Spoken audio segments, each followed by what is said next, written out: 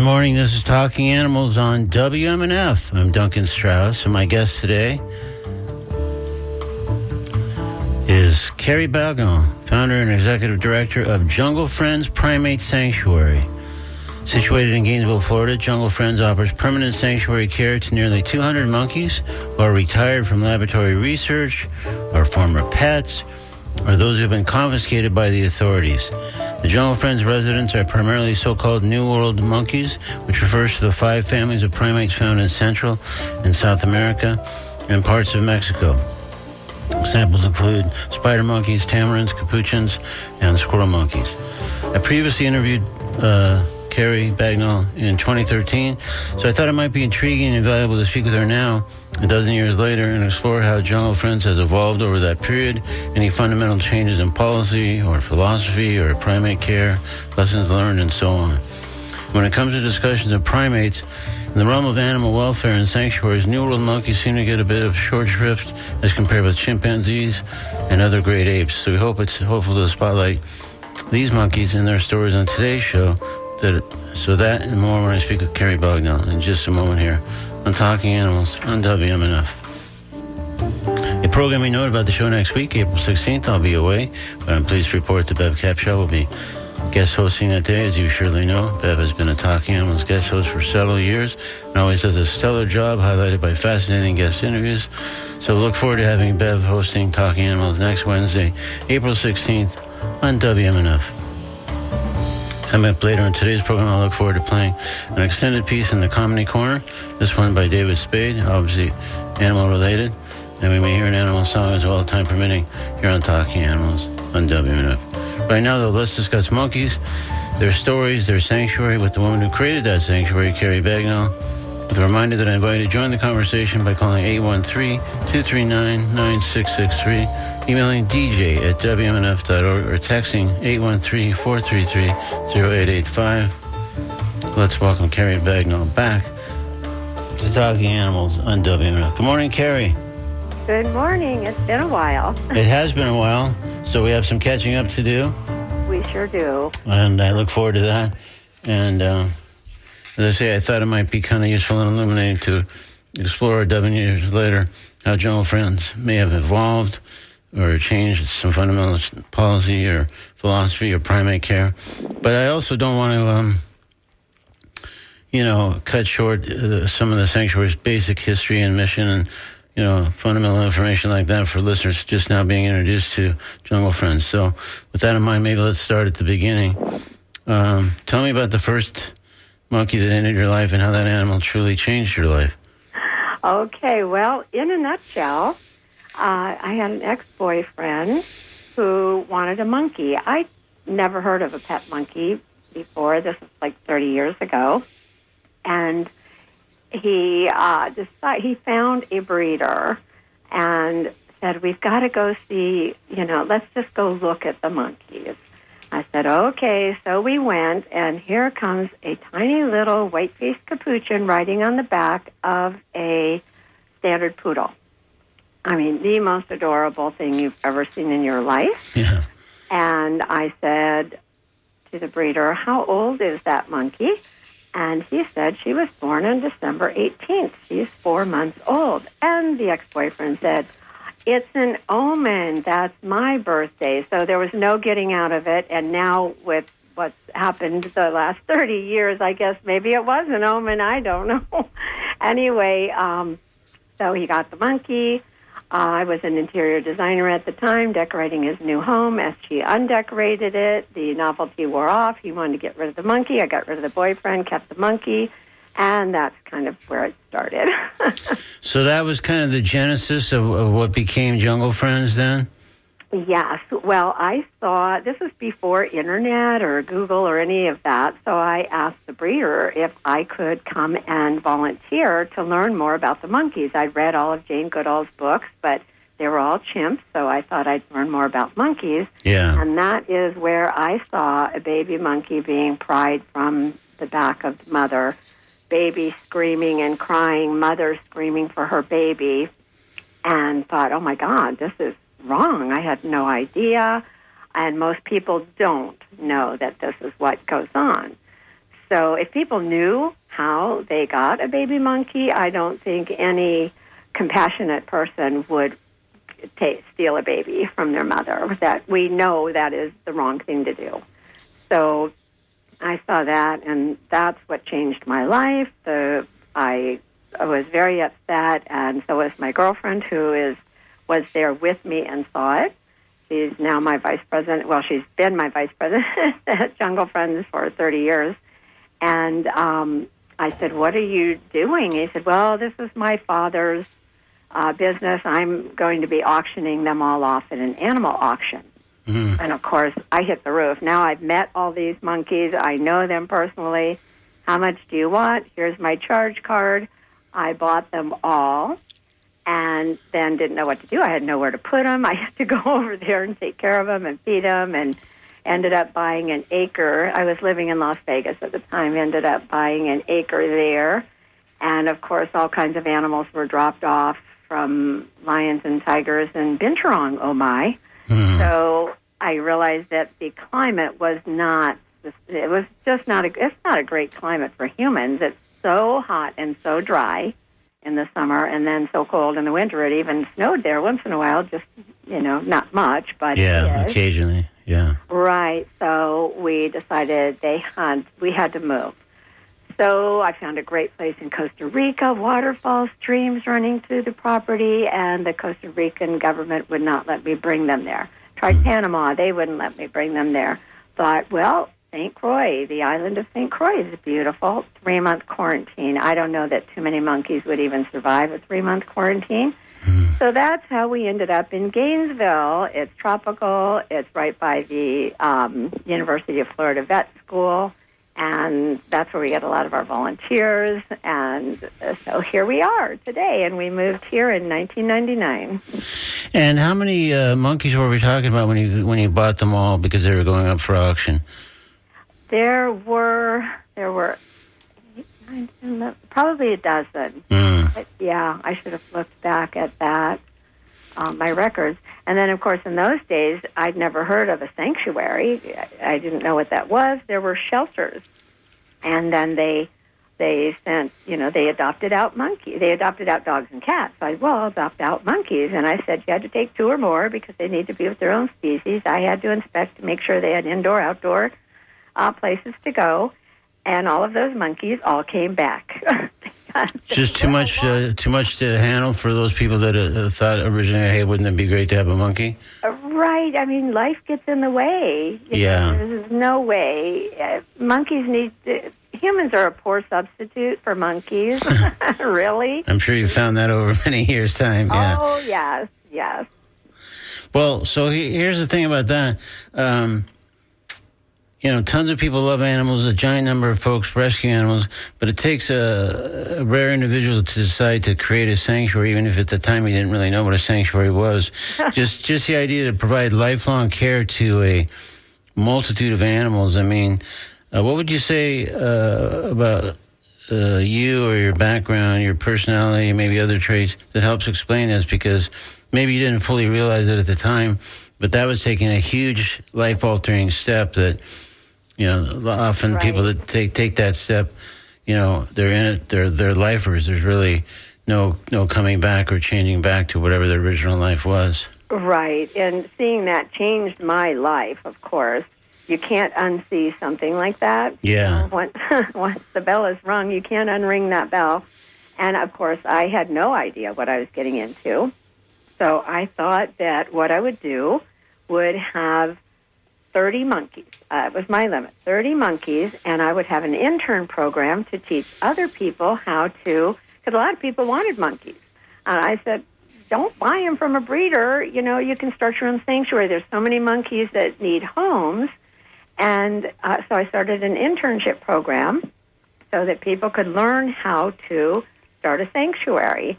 Now, out of that program over the years, we had someone did start a farm animal sanctuary, and another person did start a very small primate sanctuary, and since then I've had another person start an animal sanctuary at a school. So out of 30 years, 3 people have done it.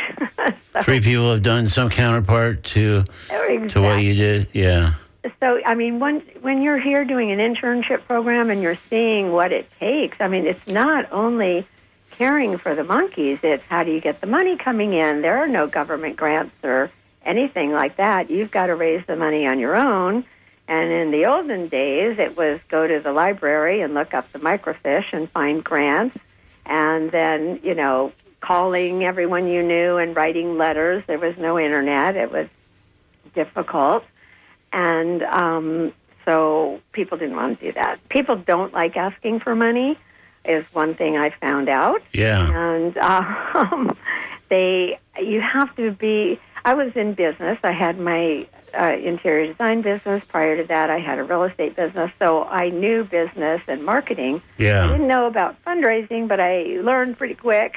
Had to. I'm sure. And so. Yeah, but that's the thing. I mean, starting a sanctuary, but people don't know because they get into it before they realize kind of what's all enveloping them. But it's just enormous commitments and enormous sacrifices. And, often your home is on the premises and there's endless hours and, of course, vet bills and all kinds of things with illness and injuries, not to mention food bills. And it's just bottomless expenses. Like you're saying, the fundraising portion becomes almost paramount to keeping keeping the operation going. Right. And then finding staff, because I have people come in telling me, they love monkeys. This is their dream job. And then they run screaming in the streets away from here when they find out they're not the sweet, cuddly little monkey you thought that you were coming to help care for. They're wild animals, and they're going to try to get you. And they're mostly pranksters. I don't say they're vicious, although they can be if you do something that they don't want you to do. Yeah. When you say they're trying to get you, what does that mean? If they sound like they're often kind of pranksters, as you say, joking around. But what are some of the other things that send staff members running for the exits? Okay. So especially the white-faced capuchins, they are the known pranksters. Delinquents, whatever you want to call them, but they know a new person's here, and it's like the word spread. So they walk around, and one thing they will do is they'll take a toy and drop it right outside their habitat and reach their arms out and look lovingly and longingly into the new volunteer's eyes, asking for help. Please pick up my toy and hand it to me. So, of course, they bend over to pick up the toy. Monkey grabs their hair, bashes them into the side. Oh, jeez. Monkeys just laugh. They think that's hilarious. And these staff or volunteers are not real thrilled about that. I'm sure they didn't bargain for it, right? Yeah. Right. And we try to educate them and let them know what they're getting into now, especially. We're hiring right now, and we do working interviews because most people have never worked with monkeys or even wild animals before. So we do working interviews first so you understand what you're getting into. And what kind of things, in those working interviews, what kinds of things are you, with the tremendous expertise and all those years of experience, what are you looking for to identify in those prospective new employees? Well, what we do is we put them in every area. So we will start them usually in Munchkin Land, and that is where the marmosets and the tamarins live. Okay. And Lindsay, who's been here for, I think, going on 13 years now. Wow. So she's been here for a long time, and she has them work with the marmosets and tamarins, they're less than a pound. They're tiny little monkeys. They're not going to try to kill you. Yeah. And so we start them there to start off there. So we'll have them work a day in Munchkin Land. Then we'll move them to Emerald City. You're kind of getting the theme here. Yeah. Seems to be a running theme for sure. Yeah. Exactly. Emerald City is where our squirrel monkeys are. And they weigh about a pound or two. We have some chunky monkeys over there. And they are just very sweet. Now, most of them come out of laboratory research. Only 2 are former pets. And they're almost as smart as the capuchins, but they're not going to try to get you. If if you stick your finger in their cage, they think it's finger food. They're going to bite it because they think it's finger food. Yeah. Otherwise, not because they're trying to be malicious. They're just saying, here's something to eat. Exactly. Yeah. So then we move them to Emerald City, and they work with a little bit larger monkey. And then if they pass that, we move them. We ask them first if they don't mind a little dose of chaos in their life. And if they don't, we move them to Kansas, which is where the capuchins and spider monkeys live.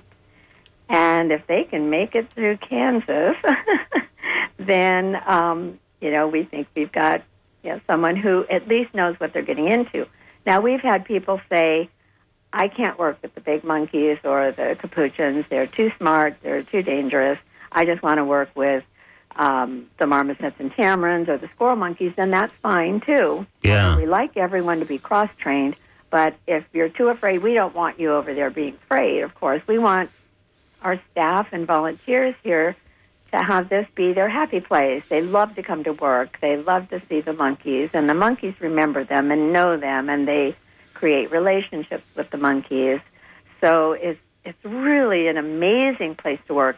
But you need to know they are wild animals. Yeah. And know how to behave around them and how to talk to them. And there's just a lot to learn. I still learn. If you're not learning something every day, you're not paying attention. For sure. So, Kari, so it sounds like if I follow you, if they kind of get through at least two of the three main territories of the sanctuary in that working interview, then they could be hired at that point, even if they want to steer clear of the Kansas section. Yes, and we will have them work because we care for the monkeys from sunup to sundown. So right now it's 6 a.m. to 8 p.m. Wow. So we have 2 to 3 different shifts. Yeah. So we'll want them on the morning shift, which is feeding and, medications and that kind of thing, as well as the middle of the day, which is cleaning and, caring for them, moving them to another habitat, locking them out of their bedrooms so they can be cleaned. And then the evening is making sure that everyone has access to their buildings, making sure that the temperature is correct. If it's too cold, are the heaters all on? Are the thermostats set at the right place? If it's too hot, is the AC on? For some of our older monkeys, we have a lot of elderly monkeys that need to be in AC. We have diabetic monkeys who it's difficult for them to control their body temperature, so they need heat and AC year-round so that they can get out of the heat or get out of the cold whenever they want to. Yeah. Yeah. Wow. Well, obviously, so it takes usually about 6 days, 5 to 6 days. Yeah, to get up to speed, you mean? And, to see if this is even something they can do or want to do. Right. And then we check with all of the leads or supervisors in the area. How did they do? And what do you think? Where do you think they'll be the best fit?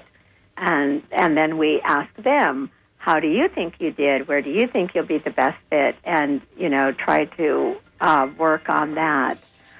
So then hopefully we've got someone. Some new people, yeah. Yeah. Well, let me let folks know who might have just tuned in more recently. This is Talking Animals on WNF. I'm Duncan Strauss. If you did just tune in a moment or two ago, my guest is Kari Bagnall, founder and executive director of Jungle Friends Primate Sanctuary, which is in Gainesville, Florida, and offers permanent sanctuary care to nearly 200 monkeys who are retired from laboratory research, their former pets, or they have been confiscated by the authorities.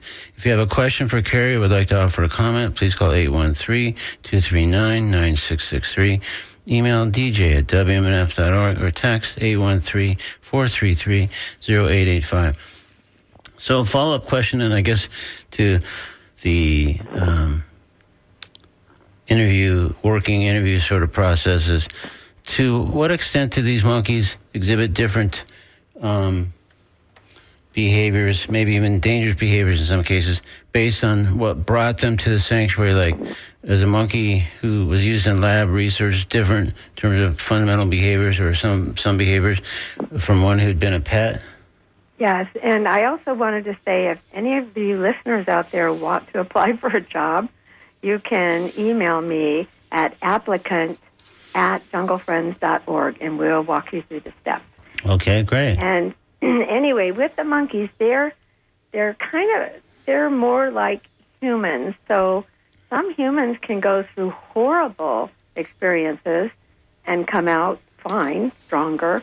Others can go through the same experience and come out a disaster. Yeah. So we have had monkeys come out of the iron toxicity studies. We had a lot of the monkeys come from there, and it was a horrible studies that they did and things that they had them do, not just the iron toxicity, but they'd rent them out for other studies. And we had, when they first arrived, they were singularly housed at the lab, so they weren't used to other monkeys. They could see them in a reflection from the room, but they were mostly caught in the wild as adolescents. So they came very fearful. So we could only have one person go over there and care for them, feed them, clean them, do everything that they needed to do. And, for months, that's what we did, because when two people approached, they would freak out because it reminds them of their lab situation. Right. When they saw two people coming, they knew something was going to happen that was probably not great. Yeah. So they took us a long time, and some literally took years before they trusted us. Others took days. So it really depends on the monkey, their personality. And what they were doing before they got to the sanctuary, it sounds like. Exactly. Now, the squirrel monkeys, as a whole, they just don't seem to have too many problems with humans. And we've had them in cocaine studies. Let's see, cocaine studies, malaria, ecstasy, nicotine addiction studies, lots of different studies, and they just seem to make it through okay. Now, some more than others, of course. Some are very shy and don't quite trust you. But as far as being scared to death, like the ones that came out of the capuchins, it's a totally different. So I don't know if it's really the species or or what exactly. Interesting. Yeah. And the ones who are in behavioral research, we have some that came in from University of Georgia, and they were in behavioral research, which was kind of seeing if monkeys knew the value of things. They were still kept inside, locked in cages, but they had companions that they were with, which is so important. And they did trading studies. We still have a monkey here named Trader Nick who still wants to trade. You walk by his habitat or his bedroom, and he's trying to hand you a leaf or a bush or a blanket. And what is he trying to get in return? Cashews, mostly. Okay. All right, that's the currency over there for Trader Nick, it sounds like, All right, there's some callers. It looks like they want to get involved, so let's at least try to put one in the conversation. Oh, great. Yeah. Hi, you're on Talking Animals with Kari Bagnall. Well, I'm here accidentally. Oh, okay, so you're not calling about the show? Well, not immediately, but I would like to say that I do love the show, and I enjoyed listening to the part that I could. I couldn't listen to the other part because I'm trying to stream it online, and maybe there's a problem with that. But anyway, go ahead. I love your show, man. I listen to it whenever I get the chance. Thank you. Okay, well, I appreciate the kind words. Thank you very much.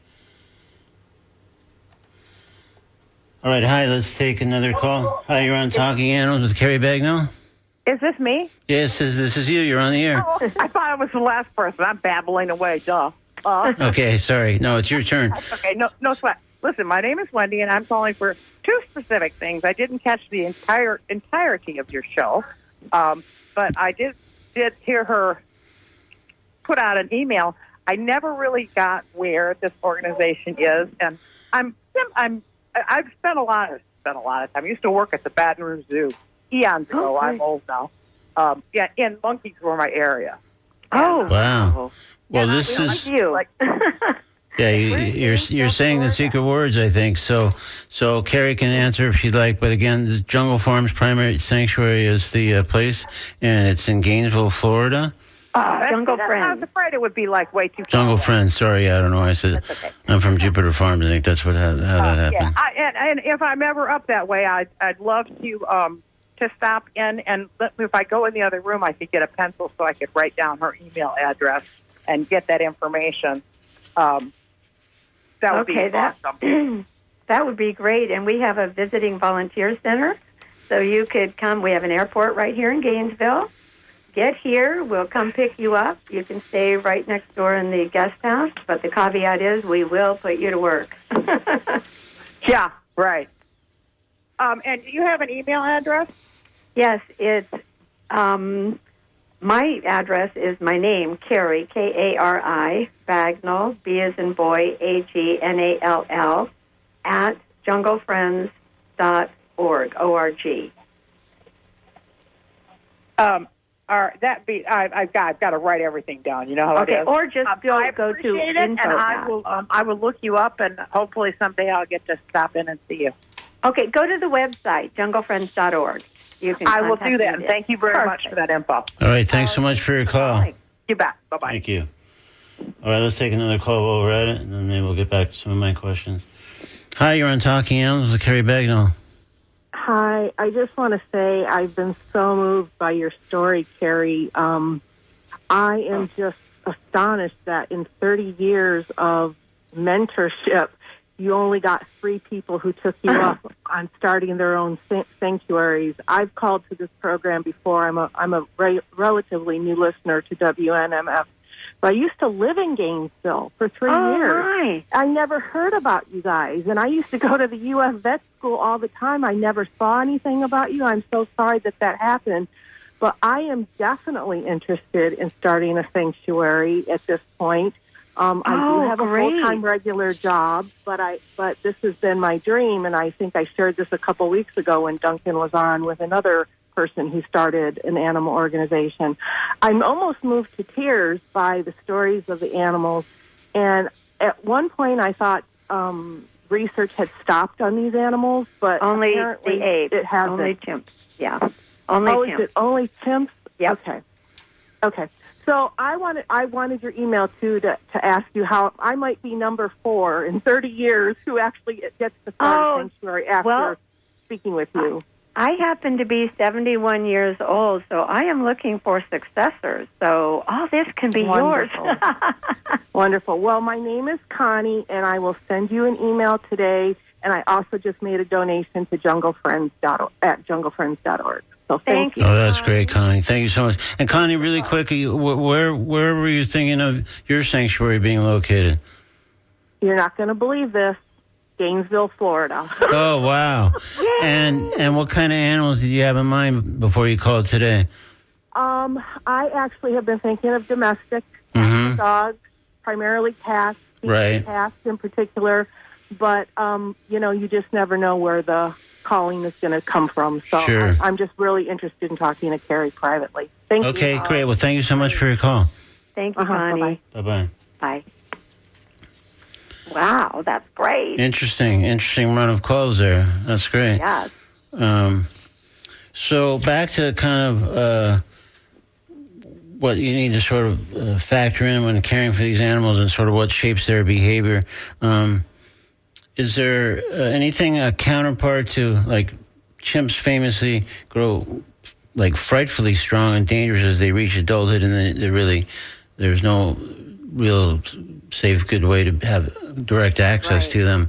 So are there any counterparts to that within the monkeys that are cared for at Jungle Friends? Well, what we do is we have a safe way to care for them. We feed them and care for them. We move them through runways to other habitats so we can clean when they're not in their habitat or in their bedrooms. We have drop-down chutes where we can catch them to take them to the vet. So we have a lot of safe capture protocols in place so that people aren't harmed. And, our biggest... I wanted to also mention real quick is our biggest fundraiser of the year for Alachua County is happening on the 24th. It's called The Amazing Give. And we're looking mostly for veterinary care because our veterinary costs are over $2,000 a month. I'm sure. Jeez. And medications and things like that. We have, like I said, an aging population, so we've got some old guys, and they live a long time. We just had the oldest on record squirrel monkey, who is in cocaine studies, die at 30 years old. Killed. Oh, my goodness, wow. And that's a record for squirrel monkeys. So he lived a long time. We've had a capuchin live to be 53 years old, which is almost unheard of. We have a lot of monkeys and capuchins in their 40s. And right now we had a 28-year-old cotton-top tamarin. She lived to be 28, which is unheard of. The labs will tell you they live to be about 17 years old, 14 to 17. Wow. They live a lot longer here than at the labs, of course. I'm sure. Yeah. So, yeah. Wow. So tell us a little bit more about the Amazing Give, just so in case people can't attend, but maybe if they want to, participate and help donate online or elsewhere. You just go to theamazinggive.org, and then you search for Jungle Friends, and we've got different giving levels from, monkey beds, one hammock and one blanket, and, they're nuts. They love nuts, all kinds of nuts. They do bashing to open them up. And then, so how much to feed a spider monkey for a week, medications for a month are $267, and veterinary care for a month is $2205, or choose your own amount. And it's got a video about our story, a 7-minute mini documentary, and a lot of different fundraisers on there that our staff and volunteers have got up, and volunteer opportunities.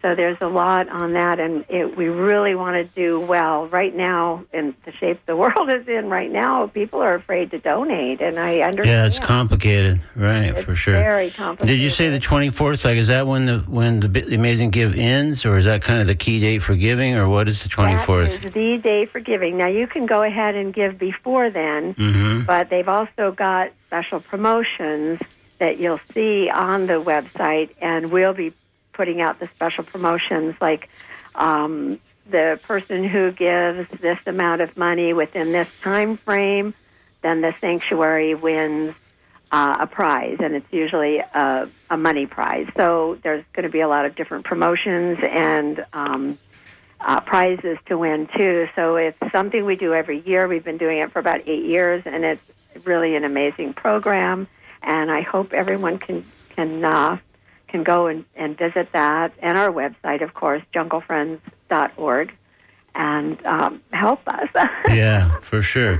Yeah, anything you can do, that's what we found when we're doing fundraising, is you don't want people to feel like if they can only give a modest amount, like they shouldn't bother, because it's those modest amounts, when you start to string those together, that become significant amounts. So any amount you can, donate through the Amazing Give would be, I'm sure, great and greatly appreciated, and help monkeys.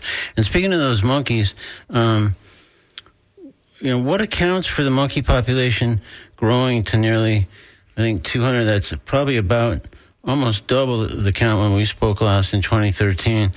Is it just that they're just constant need for placing them, and you're it's mostly that they've been coming out of laboratory research. First, it was just pets, and pets come one at a time or two at a time. With research, we'll get 57 squirrel monkeys arrived at one time. 65 cotton-top tamarins arrived at one time. So there's huge amounts, of monkeys from labs. It's not just one or two. And sometimes it is just one or two, Yeah. And 26 squirrel monkeys arrived from the tobacco study. And, so there are big numbers that come, and it takes so long to get everything built for them and get them in. By the time, we get them, like the 65 cotton-top tamarins started out being 169 cotton-top tamarins. Wow. But when I told the researcher that we needed to have them all have vasectomies before they arrive here, because we want to have vasectomies, we want them to have that enrichment, of course, but we don't want babies born behind bars, of course. So he looked at me and said that was unethical, to vasectomize an critically endangered species. Those the same people have been giving them either cocaine or nicotine or some kind of other thing as part of their studies? Yeah, and I'm unethical because I don't want them bred behind bars. Yikes. So what they did, the 169, it took 3 years to get this happening. Yeah. And they just placed them anywhere they could to have them bred in captivity. So 65 were left, and that nobody wanted. They either didn't breed, they were sick, or had missing limbs, missing tails, diabetic, had medical issues. So those are the ones we got. Which Jungle Friends is known for taking special needs monkeys. We are known for getting monkeys off of insulin, getting them on insulin first when they come and they're diabetic, and then getting them off insulin. So we get a lot of the special needs monkeys. We've had blind monkeys. We've had monkeys that are missing limbs. And we just had, for example, one monkey came in who his blood tested positive for methamphetamines and caffeine. He could hardly walk, and he was a baby. So it was, now you wouldn't know he had a problem. His name is Scotty. We named him Scotty. And if you search online for Neo, the monkey who was on drugs, you'll see what his story was. The person who had him was a drug addict, is, I hope, in jail now. I'm told he is still in jail. And the monkey before this monkey came to him died of a cocaine overdose. Oh, geez. So, yeah. Quite a pattern there. Yeah, it's from one thing to the other, craziness and now there's we've rescued the monkeys that were being bred for the dark web, and I asked about that, and they said, you don't want to know. I promise you, Kari, you do not want to know. And I said, you're probably right, never mind. So I don't know what's going on there, but it's bad. Yeah. Well, let me let folks know again, this is Talking Animals on WNF. I'm Duncan Strauss. My guest is Kari Bagnall, founder and executive director of Jungle Friends Primate Sanctuary, which offers permanent care to nearly 200 monkeys who are retired from laboratory research. They're former pets, or they have been confiscated by the authorities. And you're invited to join this conversation by calling 813-239-9663, emailing DJ at WMNF.org, or texting 813-433-0885. In fact, let's take another call right now. Hi, you're on Talking Animals with Kari Bagnall. Hi, my name is Victoria. I just wanted to make a suggestion. It's Sure. my birthday month, and usually I choose a nonprofit on Facebook to donate any gifts that my friends give for my birthday. And I was wondering if she had herself on that program, and if not, would she put herself on there? And I'm happy to utilize that. That would be great. And we do have a program called Your Birthday Buddy. So if you go on the website, you'll see where it says Your Birthday Buddy, and we'll tell you who your birthday buddy is. And then we can help you get the information out to your friends and put links up for them to donate to your birthday buddy. Okay, happy to do that, but hoping that you'll also get yourself on the Facebook list. Yeah, I think she means, Kari, the Facebook, you have an opportunity when it's your birthday coming up to designate a given charitable organization that's highlighted in your birthday information, and that person then is recommending that people donate on their behalf as part of their birthday recognition. Right. And usually and gets several $100 at least. Yes, and we did have that in some, and I've got to call them about it because that just went down because they changed to PayPal or something, so I've got to send them information and join PayPal and get the information to them. And when is your birthday? April 26th. Oh, coming right up. Okay, I'm going to try to get that to happen soon. Okay. But meanwhile, if you want to find your birthday buddy, let me know who that is, and I can look it up for you, too, if you wanted to just contact me. I'll check it on the website. Okay, super. Thanks so much. And this is Victoria? Yes. Okay, thanks, Victoria. Thanks, Victoria. Appreciate the call. All right. Have a wonderful day. Bye. You too. Thank you.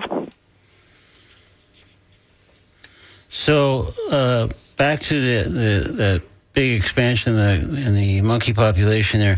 Do you have a particular criteria for accepting new monkeys? Obviously, you talked about the vasectomy and kind of how that went partially sideways, but it's still 60 some odd still ended up there. But is there a particular criteria? I mean, are you starting to run out of space, or are you able to keep expanding, or how does that work? We have plenty of space. We have 42 acres. Wow. We don't have the staff or the funding right now. So what we have done is just put it on emergency. If that monkey is going to be killed or there is nowhere for this monkey to go, that's when we take them. And we just took several monkeys in recently with, it was a big bust, and it was a really bad situation. So we are now trying to fundraise for these new monkeys. They're still in quarantine right now, but they were in dire straits, and there were hundreds of animals, and there were 10 that no one could take. So we took them, and they're in quarantine now. So we're kind of just doing it on an emergency basis, and we're putting other people who have them as pet monkeys on a waiting list. And I'm looking for other sanctuaries for them. We have about 6 monkeys on the waiting list that I've sent, our intake form to, and told them that right now we are not accepting monkeys unless it's an emergency. Someone died, and there's no one to take care of the monkey, something like that. And I will reach out to other sanctuaries to see how we can get them placed. Yeah. So really, it sounds like that's a huge parcel of land. So that's not, and probably won't be for a while, the issue. But it sounds like the staff and especially the funding to accommodate additional monkeys is the obstacle at the moment. Exactly. Yeah. So all the more reason then to hopefully try to go to junglefriends.org and donate or participate in the amazing give. Yes, I'm real excited about Connie. I think she's the one who's going to start a sanctuary in Gainesville. I'm going to try to get her hooked on monkeys. Yeah, no, that's it almost seemed too perfect of a match to not at least explore further, for sure. Exactly. Yeah. So tell us, you mentioned obviously some monkeys and how they've gotten there, but tell us maybe 2 or 3 stories of particular monkeys that stand out in your mind, either because of how they arrived there or what their life has been like since they did become residents of the Jungle Friends, or just anything that's notable about just 2 or 3 maybe random ones that come to mind. Right. Well, like I started with Scotty, who was, we have 2 monkeys, Monkers and Zumi, who when we get confiscated monkeys who are babies, I go in. They're 2 girls that know me and have known me for years and years. Yeah. I can actually go in with them with a baby, and they will take care of the baby. The first time I did it, it was scary because I didn't know what was going to happen, but I really wanted the monkeys to be raised by another monkey, not by a human. Right. So I went in with them, and the monkey jumped on the back of Monkers immediately, and Monkers flew up to the top of the habitat, which is 15 feet up, and I'm like, oh boy, I hope she'll bring that baby down for his bottle. So what happened was Monkers and Zumi cared for that baby, played with the baby, groomed the baby, even let the monkey nurse, although they weren't lactating, of course. But when it came bottle time, I had to give Monkers, Zumi, and the baby a bottle. So it took more than one person. Everybody got a bottle so that they'd bring the baby down for the bottle. But it was so amazing. And it started out where Monkers raised Zumi. And that's how I knew she was mothering. Oh, I see. Because it's interesting. I was going to ask about how you had that hunch that this would work. Because it sounds like it worked right away. Yes. And she came with a whole group of 25 monkeys from a defunct sanctuary/zoo. Mm-hmm. And they all came together. And they were beating each other up. And so we had separated them into smaller groups, but we found that she was taking care of this baby. who was very young, and Monkers was only 2 years old. And then there was a mother with a baby, and they separated them when they were catching them and accidentally put the baby with 2 other female monkeys who they thought one was the mother, but neither were. So we didn't know who the mother was, so we gave that baby to Monkers and Zumi, and they took care of that baby first. So then I knew, but I didn't know what she would do with another species. So the next monkey was a white-faced capuchin, and she's a brown capuchin. So that's how that happened. And they've raised probably 5 babies so far. Wow. They just raised another one, and his name is Baby Charlie, and he's 5 years old now. He's just been introduced to a female white-faced capuchin, and they're doing great because the white-faced capuchins eventually need to go with other white-faced capuchins because the brown capuchins are so different from them. They have different gestures, different vocalizations. They act totally differently. I've tried to house them together in the early days, and it just didn't work out too well. Yeah. So I started trying to get them with like species or more of the same. Yeah, I was going to ask if Monkers and Zumi, like if there was certain species that you had to kind of generally stay within for their maternal and nursing, et cetera, They care. will take care of any baby. They Oh, wow. love babies. That's great. Yeah. That's But then when fantastic. they grow up, they've got to go with their own kind. Yeah. So it has to be kind of short term, but at least that helps get those babies raised in the meantime. Right, at 5 years. You know, Yeah. he was Oh, that's great. them for 5 years, and so it's just been amazing, and how caring they are, and they're just such sweet to take care of any baby that comes in. Now Scotty, I did go in with him, but because he was such a mess, he couldn't cling at all. He tried to climb on her back but would slide down. She kept offering her back. Both of them did. Come on, hop on. But his legs didn't work. So we had to pass him around. We did not want him to bond to one human. So we had set up a Scotty sitting routine where someone was with him round the clock, but we changed like every 4 hours. Someone stayed overnight with him, and then the next person was a different person. So and that was a great time for all the staff and volunteers. They loved taking care of baby Scotty, of course. Yeah. But we didn't want him to bond to one person. And then when he was well enough, we took him outside, and the people took turns being in the habitat with him, making sure he could climb. And then he was introduced to Kuda, who was 32 years old at the time, and she was about the same size as he was. Now he's twice the size as she. And she was dwarfed because of poor feeding. She was a pet, and she has metabolic bone disease, so she's shaped like a C. Oh. And then we had another monkey come in who we named Harriet Houdini because she came to us. She still had a harness on her. She was skin and bones. Animal control said, she had escaped from someone. We don't know who. Then she escaped from animal control a couple times. They gave her to another sanctuary, escaped from that sanctuary, and then finally brought her here. And she's still here, hasn't escaped yet. But she's also with Scotty and Kuda. So there's a nice little trio. There's mom, and there's like sister / maybe girlfriend all together. And That's Scotty's great. doing amazing. Great. Well, Kari, we've just about, I think, reached the end of our time, but it's been fascinating to hear your story and these monkey stories. Well, we'll have to do this again sometime for a sequel. But we've been speaking with Kari Bagnall, again, founder and executive director of Jungle Friends Primate Sanctuary, and the website is junglefriends.org. So if you want to find out more or meet some of the monkeys or toss a few dollars away, and of course, along those lines, there's the Amazing Give on April 24th to help support specific measures over there. So, Kari, thank you so much for joining us on Talking Animals and all your great work on behalf of all these great monkeys. Thank you so much, Duncan, for having me on again. For sure, we'll do it. So long next time. No, we'll do it much sooner next time.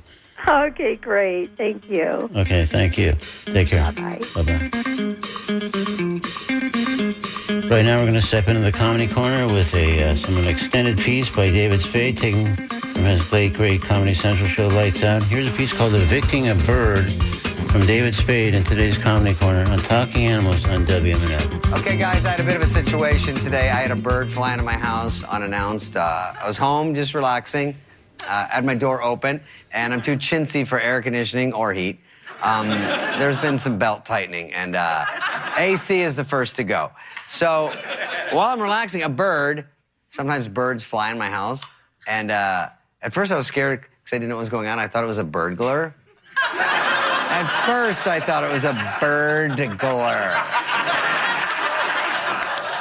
It's not the best part, I hope. But because they don't know. They don't know what's going on. They don't do it on purpose, I don't think. I know you think, oh, you're famous, they want to come in and hang out. But I don't think that's it. I think it's randomly, it's open. But he's flying all over, and it's hard to keep track of him because my house is so big, And I'm only adding that because it helps the story. So he sees the windows, and they're huge because it's a mansion, as discussed. So it's all a window, and then the ocean. So if you can tell he wants to fly to the ocean, but he doesn't know about the window. So, and I see this coming, I'm like, whoa, no, bird, don't do wind. And, of course, tweet, gadoosh. And then, but he was alive, okay? He goes in the wind, it's hard to watch. And he's a little bird, and I know he's a sparrow, and they're a dime a dozen, but I care because it's an animal, and I love animals. And then he was rocked. Obviously, he got up and he was like, like, oh shit, dude. My God, what happened? Like, he had no idea. And he saw me, and he was more embarrassed than anything, I think. Because he was like, and then he's ruffled, but then he's like, boing, boing, boing, birds are, and he's like, and he doesn't even know where he's going. He's like, I wanted to go there for something, but he couldn't, remember. He was discombobulated, for sure. Easily CTE at minimum. You know what I mean? Like, we didn't have to wait 20 years for the testing. This is live CTE on the spot. So I want him to go back out to nature, great guy syndrome. So I go over to the Arcadia door to open it. Of course, it's like 12 feet high, unusually high, It's a mansion. So I'm like, and it's all lats, and I open it just a little bit. But then I go over and stand behind him smartly because it's a trick. He's a bird. Of course, I'm going to win this one. So I look at him and he goes, and then I go, yes, keep going. Easily manipulated. So boing, boing, he's away from me. And then he gets all the way. Then I go over here, and then I get him right to the part in the door, where he's supposed to go out. And he sees it. But of course, he's scared because he obviously just hugely before it. So he's like this. He's like, he tries to peck it to make sure there's no window there. Then he takes his little fork foot, pokes it out. Nothing. And then he's like, and he gets out. Then he's like, wings a little rusty. Then he's like, later. Flies off. And then I feel like an asshole because I'm like, oh, hey, no tearful goodbye, guy. I saved your life. I guess this is it for us, Hero's a strong word, but whatever. Cool, dude. Have fun in Century City.